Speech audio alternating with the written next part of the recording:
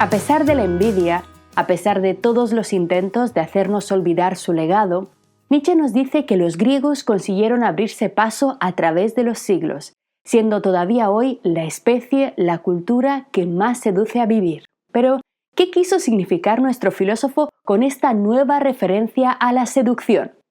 Nos dice Nietzsche que la cultura griega está bañada en una vitalidad magnética. En cuanto entramos en contacto con ella, de alguna forma nos atrapa, nos seduce.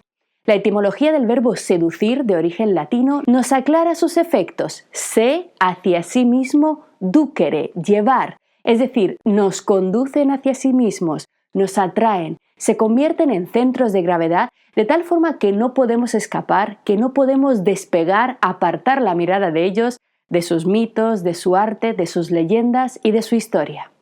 Nos seduce su confianza en sí mismos, esa eterna juventud de muchos de sus ideales, su convicción de que serían capaces de alcanzar la eternidad y el hecho de que efectivamente lo hayan logrado generación tras generación. Sin embargo, según Nietzsche, el valor más importante de esta especie, como él la llama, de la cultura de los griegos, es que esta seducción, atentos aquí, es siempre una seducción hacia la vida, una seducción hacia el amor a la vida, al presente, hacia la vitalidad, hacia las ganas de aventura, de crecer, de crear en esta única vida mortal y material que tenemos.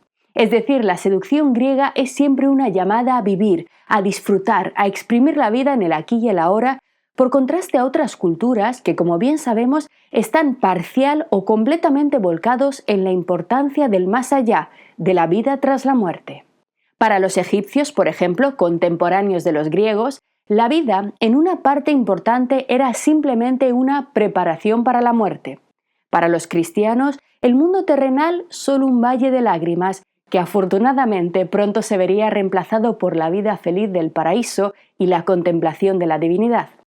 La mayoría de las culturas que rodearon el mundo griego ponían sus esperanzas, sus anhelos, su bien tras las fronteras de la vida. Ellos, en cambio, tuvieron un pensamiento radicalmente diferente. Y aquí está una de las grandes razones de su originalidad e importancia a la hora de repensar con Nietzsche nuestra visión de la cultura occidental. Pero, ¿por qué los griegos fueron diferentes? Ello se debió, según señala nuestro filósofo, a un conjunto de ideas derivadas de la propia mitología griega, es decir, de su contexto espiritual que, como ocurre en todo tiempo y lugar, inevitablemente permea todo el pensamiento, incluso el de aquellos que activamente querían proponer nuevas visiones sobre la vida o la muerte. Para los griegos, para la cultura griega, dejando esta vez de un lado a los filósofos y sus peculiares puntos de vista, para los griegos de a pie, atentos, no existía lo que nosotros entendemos como una prometedoramente feliz vida en el más allá. Para la cultura griega antigua no había técnicamente hablando ningún tipo de vida tras la muerte, una vida semejante a la de aquí, en la que nos podamos reencontrar con nuestros antepasados y seres queridos, comer, sentir, caminar por los dorados campos de cañas, entre aves, cascadas e hipopótamos, para arar las fértiles tierras durante toda la eternidad, como prometía el Seketa Aru del libro de los muertos egipcio. Para los griegos no había un paso a un estado metafísico superior mejor, como por ejemplo el paraíso cristiano, sino que su visión de la muerte era oscura y cruda. La única vida que existía para los griegos es esta, y en ella nos jugamos todas nuestras posibilidades, todo lo que podemos llegar a ser, todo lo que podemos llegar a sentir y experimentar, todas las personas que podemos llegar a conocer, toda la alegría y la tristeza están aquí, ahora, mientras estamos vivos en este mundo material. Lo que viene después es pura desolación. Virgilio, el poeta romano profundamente inspirado por los mitos griegos, nos ha legado una de las descripciones más emocionantes del inframundo.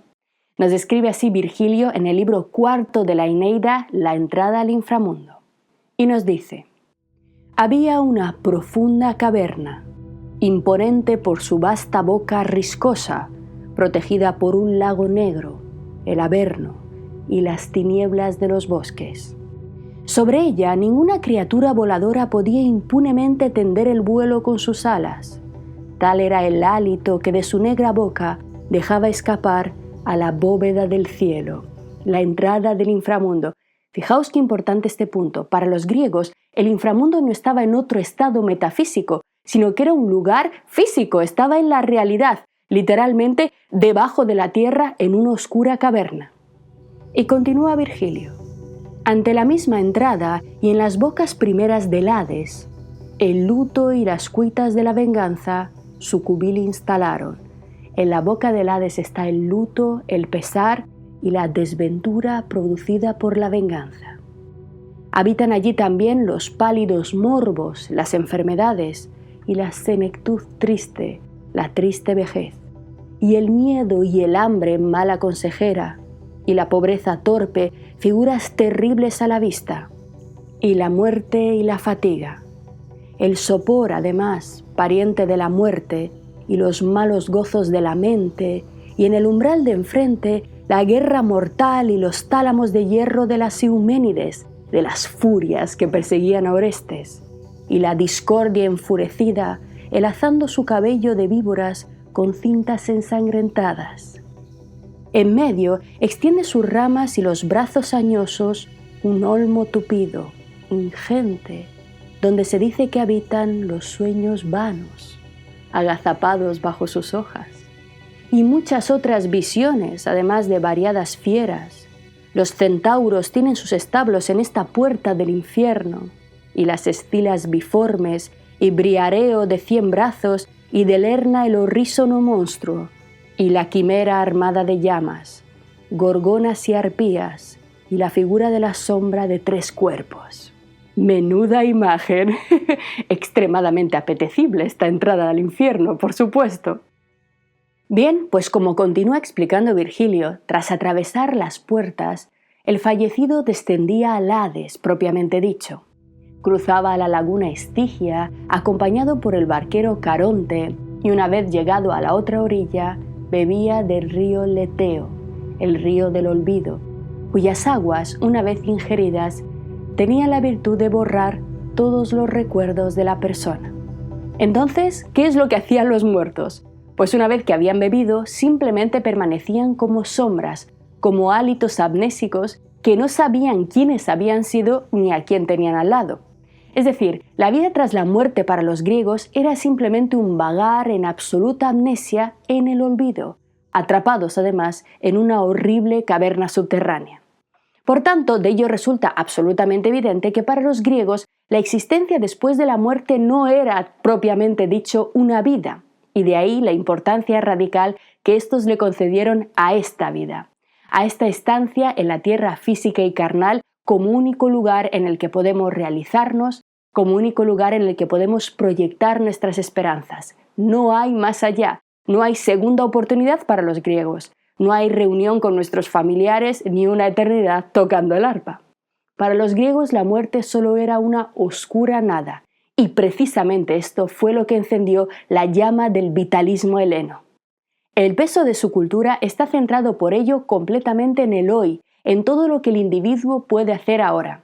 No vemos en sus textos una preocupación por sus acciones basada en un miedo a un castigo o a un premio que llegaría tras la muerte y sería concedido por un Dios bueno o malo, vengativo o cruel, sino por las consecuencias de sus actos en el presente, por los efectos de estos en su comunidad.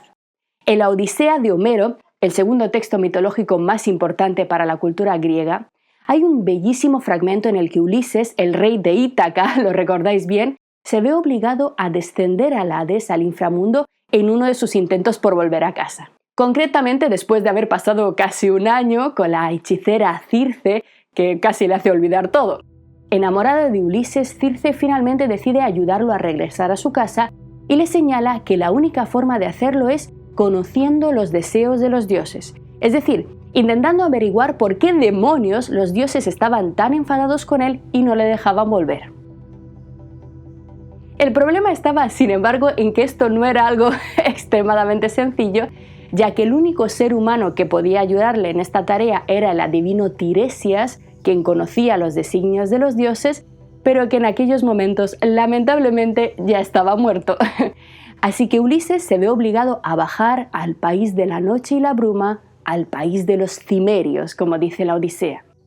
Pero para poder hablar con Tiresias, Ulises necesitaba devolverle de algún modo la memoria, y aquí la sacerdotisa Circe una vez le explica cómo hacerlo. Y le dice: tras arribar verás un foso, un agujero en la tierra como un pozo, y entonces degollarás a un carnero. Hasta ti subirán entonces los espectros de los muertos por millares, están todos ahí abajo, debajo de la tierra. Tendrás que hacer beber a Tiresias de la sangre. Él conoce los designios divinos. Con la sangre de este carnero, Ulises desciende al Hades, habla con Tiresias, pero justo antes de marcharse, de pronto reconoce entre las sombras una cara conocida. Una cara que no era nada más y nada menos que la de un amnésico Aquiles. Aquiles, el de los pies ligeros, el semidios que había renunciado a todo para poder ser recordado, vagaba sin memoria por el mundo de las sombras. Entonces, tentado, Ulises, y emocionado por ver a su antiguo compañero de la guerra de Troya, decide darle un poco de la sangre del carnero.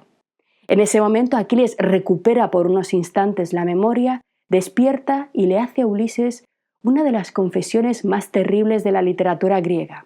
Una confesión que nos permite comprender aún mejor cuál era la idea que tenían verdaderamente los griegos del más allá y si aspiraban verdaderamente a la vida después de la muerte, o más bien no. Aquiles, tras tomar la sangre del carnero, pronuncia la siguiente frase: preferiría, oh Ulises, ser el más pobre y sucio de los rudos esclavos que se revuelcan en los estercoleros de la tierra, que ser el gran Aquiles aquí, en el mundo de las sombras subterráneas. No es nadie. El gran Aquiles preferiría a la más asquerosa y dura de las vidas ser un porquero en un estercolero, pero una vida que esa existencia en el más allá.